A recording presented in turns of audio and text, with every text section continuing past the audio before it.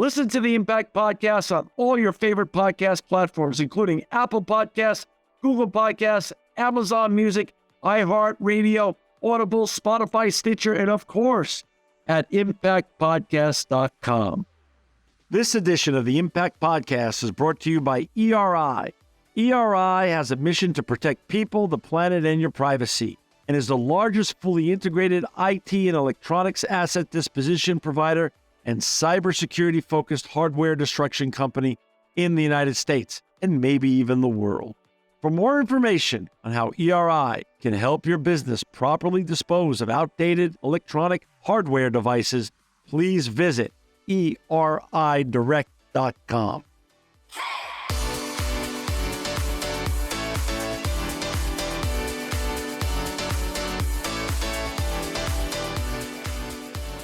Welcome to another edition of the Impact Podcast. I'm John Shigerian, and we're so honored to have with us today Yogesh Chauhan. He's the Director of ESG of HubSpot. He's in London today.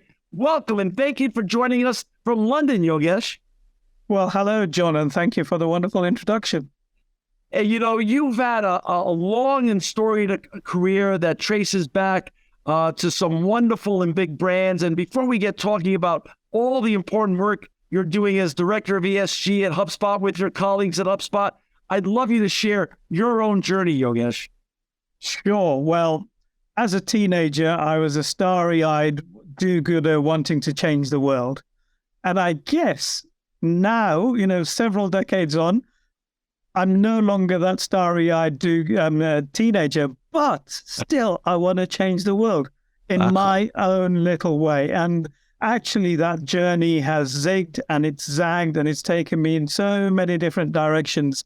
But the desire and the passion for me to change the world in my little way still is there and is still burning away. And so, that's where I was as a teenager. I went on to study social policy and sociology, and I ended up at the BBC first, making TV programs of all things.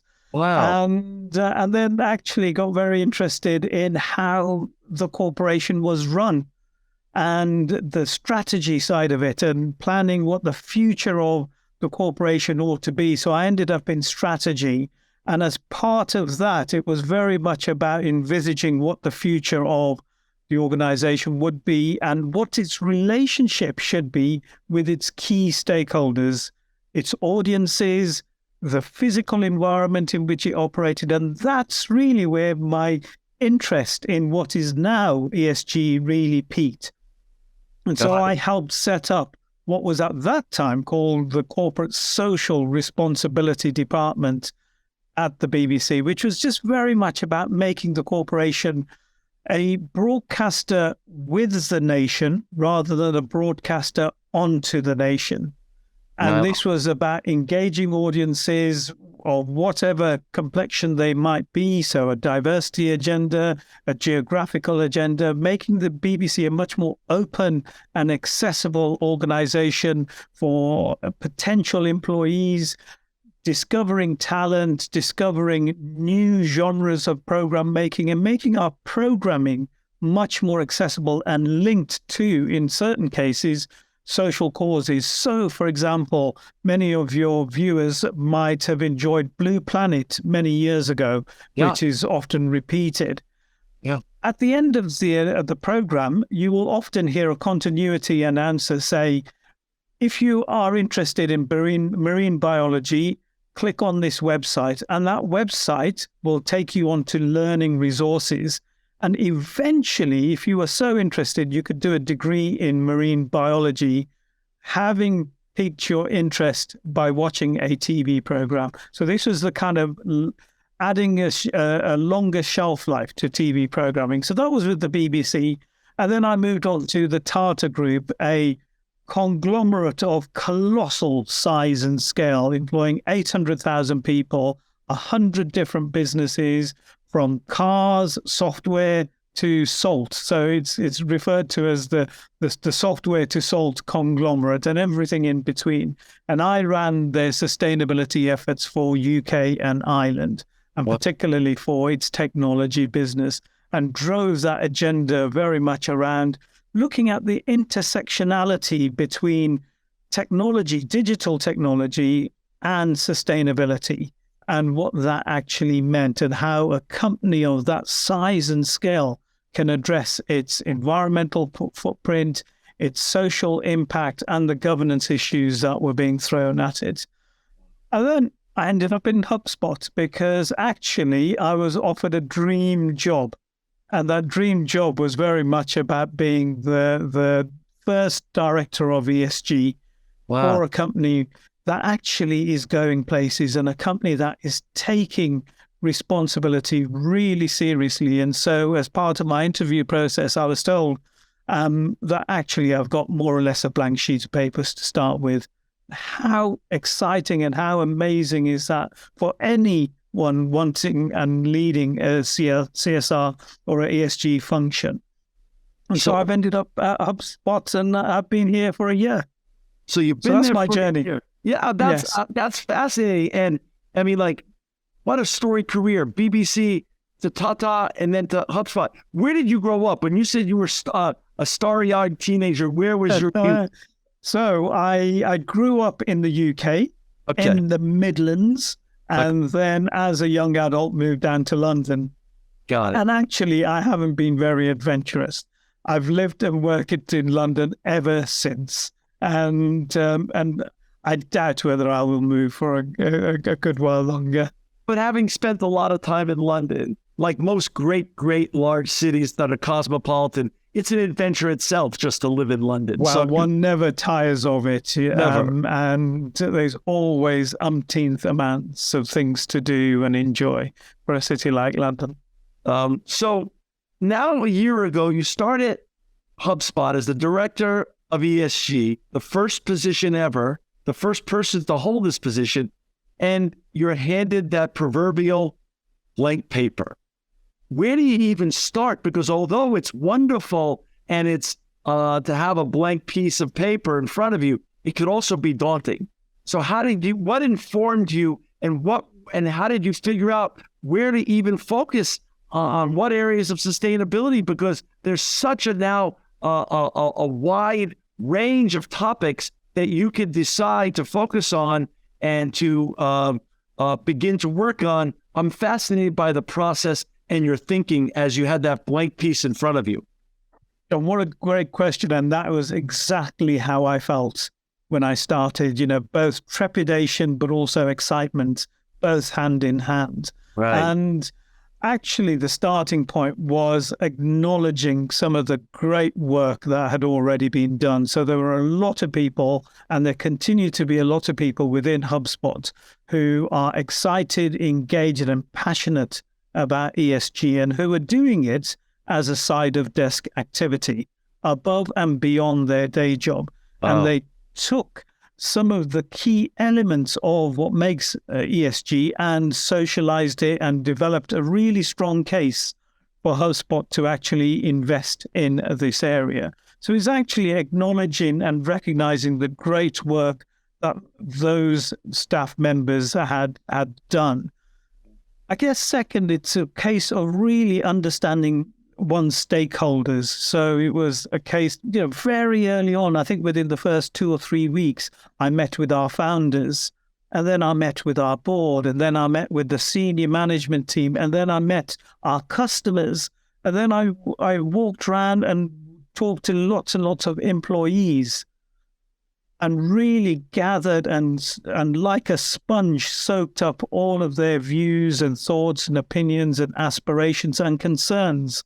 And from that, developed a skeleton of a plan of where do we go, and identifying key priority areas, because it's impossible to do everything. It's like boiling the ocean. One Right. can never do that. Right. And so we identified a number of key areas that we wanted to particularly focus on. And environment actually bubbled up as a particularly important area. We were doing pretty well, in fact, really well on governance issues. Our social area, particularly our engagement with communities, was really well formulated and doing extremely well. It was our environmental pillar that actually needed quite a bit of attention. So we've been very much focusing on that and building that out in terms of a priority area. But as I say, we've kept our priorities pretty simple and just focused on a handful of initiatives with a view that over the years that will expand and grow and develop as we mature in our journey of ESG. For our listeners and viewers to find Yogesh and his colleagues at HubSpot, you could go to www.hubspot.com. If you want to read about and understand their sustainability journey even more, it's hubspot.com/sustainability. Let's go back to the size and scope of the company. We know the BBC is a very large company. We know Tata, as you said, sold to software is massive with 800,000 employees. How many employees does HubSpot have, and how many offices did this cover? Sure, we have 7,400 employees, okay, and we have 13 offices across the world. Wow. In that many locations. Got and it. so whilst we are not a huge company, as far as a SaaS-based tech company goes, we're pretty big. And we have got a presence dispersed across the globe.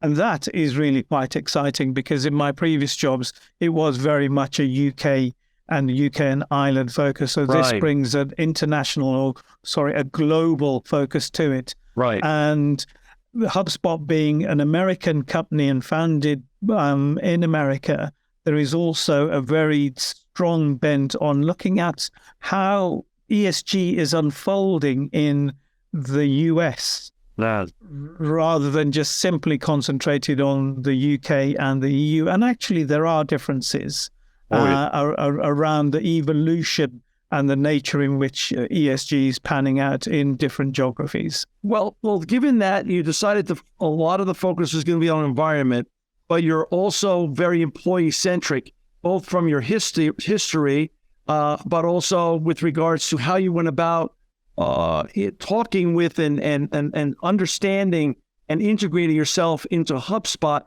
How did you decide to work with, and how did you communicate with and engage all your employees besides London, but across the global scale that you are now working with? So just to give you a sense of us as a company and the culture, we're a tech company and we actually utilize tech extensively to be productive. Right. The vast majority of our staff, around nearly 90% of our employees, or HubSpotters as we call them, are either remote or flex, which means they occasionally go into the office. Okay. And so we have a very small population that are physically going into our offices on a regular or a weekly basis. And so what we have is a very dispersed workforce. We utilize tech, and our culture is such that we put a huge amount of effort in connecting us as a group of employees. And we use all sorts of really interesting tech solutions, whether it's Slack, whether it's kind of through Slack, where we do relays, for example. We have all sorts of connections through wikis.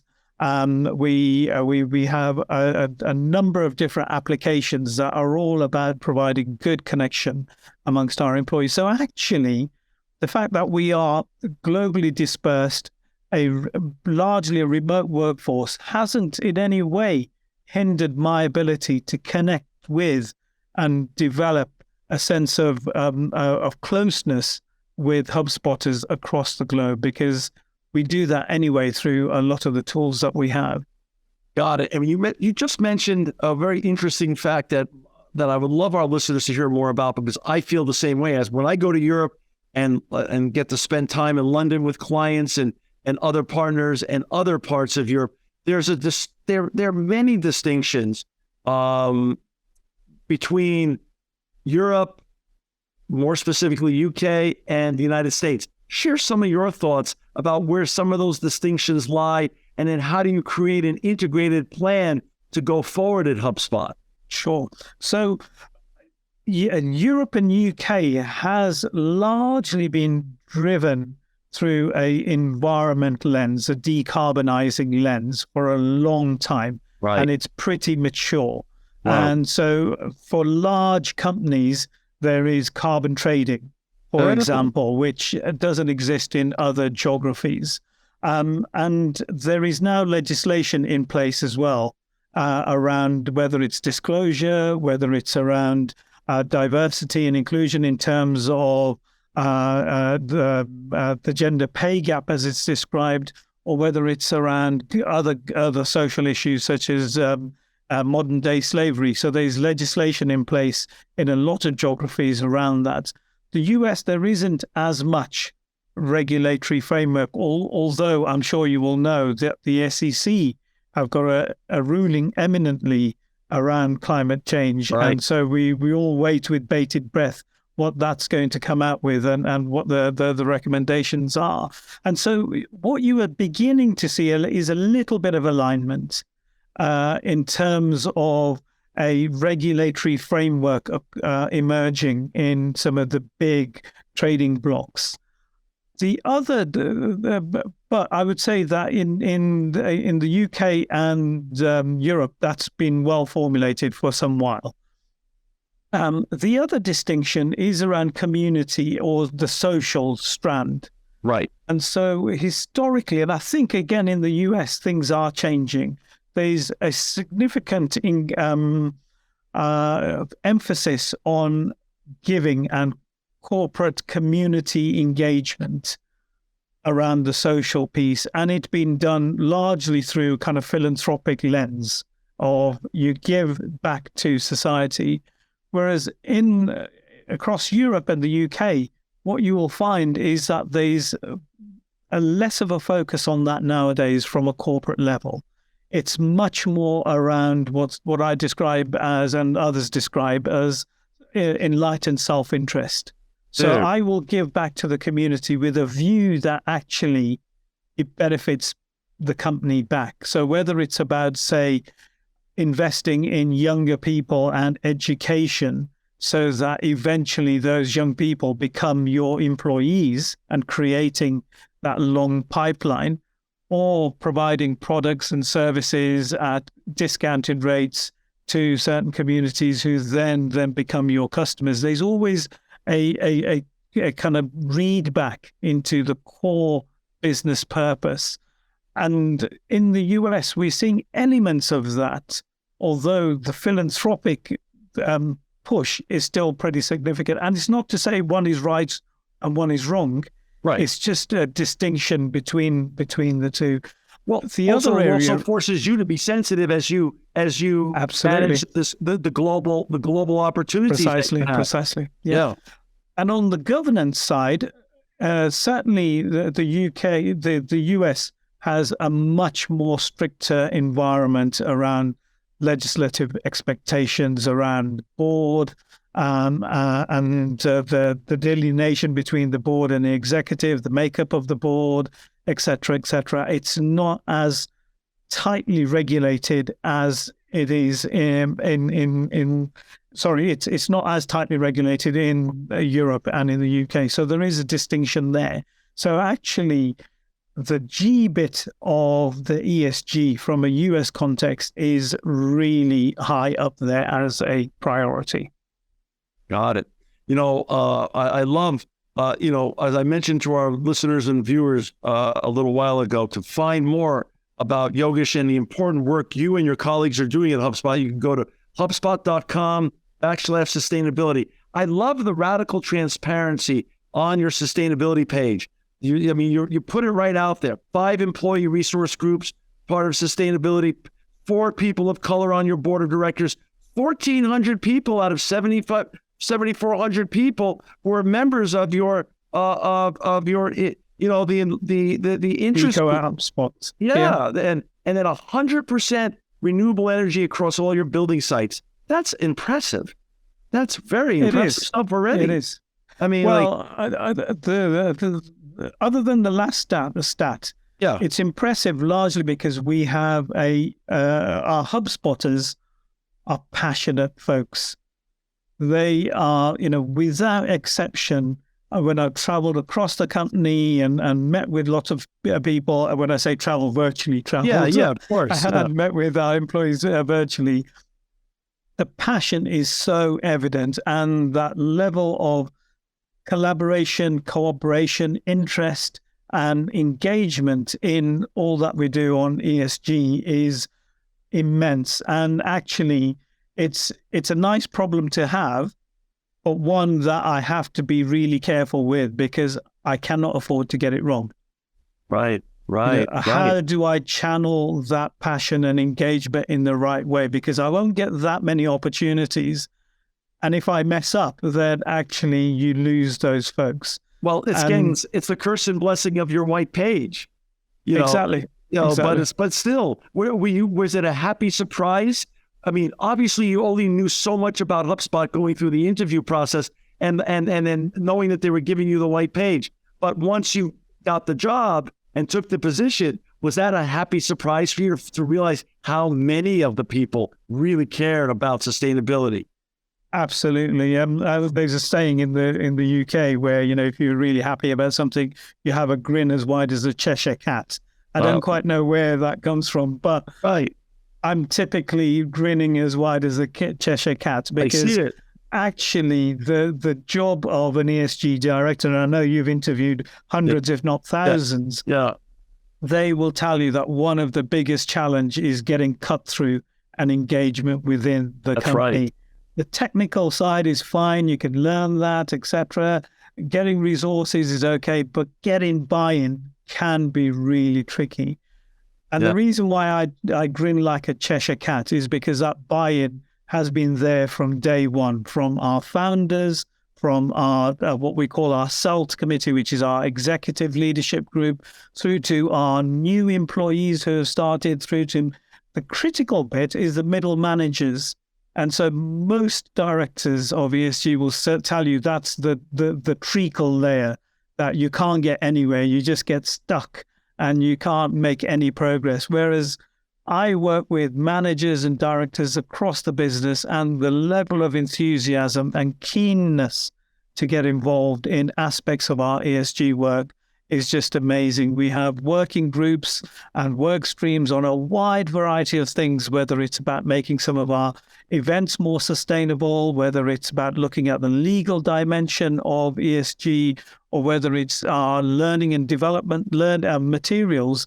And we have groups of people enthusiastically wanting to contribute to that. And I've never experienced that before in all the places I've worked at in terms of that level of engagement. But you're a sustainability OG. You've really been doing this, and you've been focused on making the world a better place all the way back to the days of BBC, Blue Planet, and everything you were sharing earlier. Is that a cultural issue with regards to corporations, or is it more of a sign of the times, Yogesh? I think it's a bit of both, but in the case of HubSpot, a lot is to do with culture. We have, I would say, and certainly in my experience, it appears to be a unique culture. And I don't use the word unique lightly, or rarely ever use it, because I know unique is pretty hard to be. So, but it does feel unique. It feels very different, and a lot of time, energy, thought process and sweat goes into developing our unique culture. And that unique culture has a number of elements to it. One is about extreme transparency. So everything I do, I report upon. It's available to anyone and everyone internally to see what I'm doing. I do kind of quarterly reports that are accessible to all and sundry.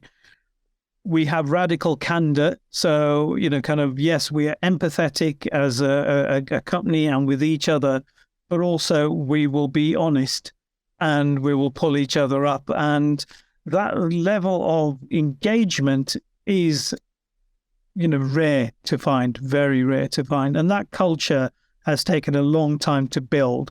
And when people start up HubSpot and become HubSpotters, invariably that's what they recollect as being the most significant, important, and unique characteristic of us as a company, our culture. So there is that bit to it, and that is pretty important.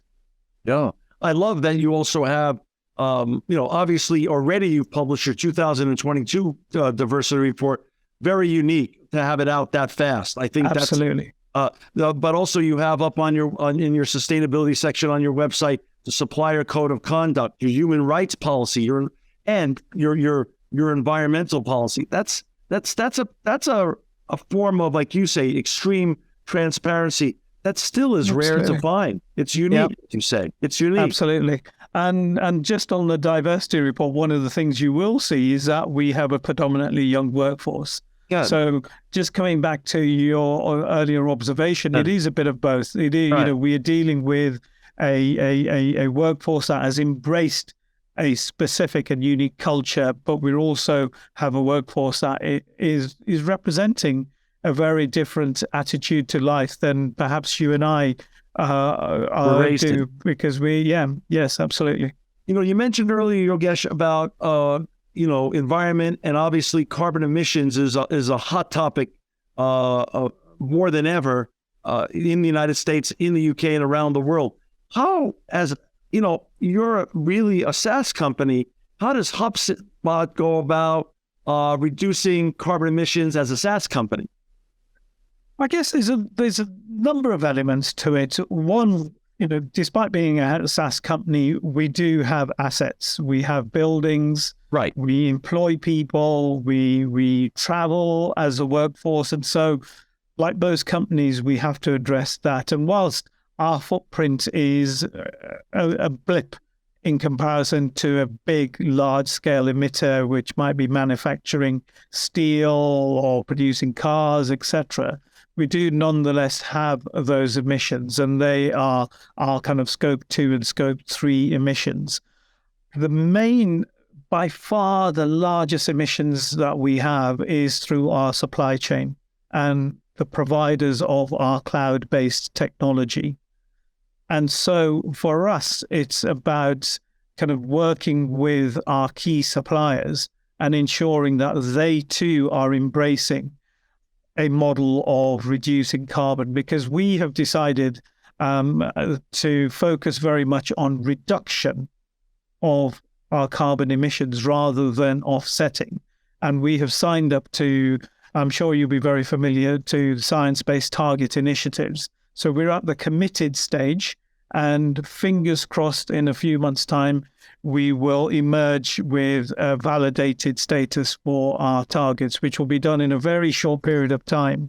And so once we come out of that exercise, we will have some very specific, tough, but I hope, in my mind, achievable targets for reducing our carbon footprint.